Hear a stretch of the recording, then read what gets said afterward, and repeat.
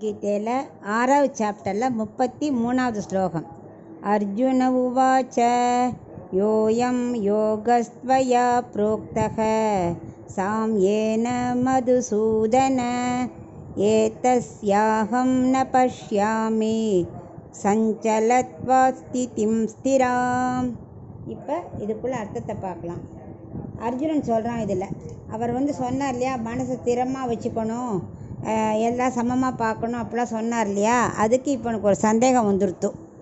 அவன் சொல்கிறான், ஹே மதுசூதனா, நீ மது கைடபர் என்ற அரக்கர்களெல்லாம் நீ அழிச்சியே, எல்லாரையும் சமமாக பார்க்கணும்னு சொன்னால சொல்லப்பட்ட நீ சொன்னிய யோகம் பண்ணணும் அப்படின்னு, அது எனக்கு தெரியவே இல்லையே, எனக்கு அப்படி பண்ண முடியுமானே தெரியலையே, மனம் சஞ்சலப்பட்டுட்டே இருக்கே, சமதர்ஷனம் எனக்கு நடக்குமானே தோணலையே, ஏன் உலகத்தை எல்லார்த்தையும் வேறுபாடு தான் தோன்றுறது, அதான் பளிச்சுன்னு கண்ணுக்கு தெரியறது, யோகம் செய்ய மனசு கட்டுப்படவே மாட்டேங்கிறதே அப்படிங்கிறான்.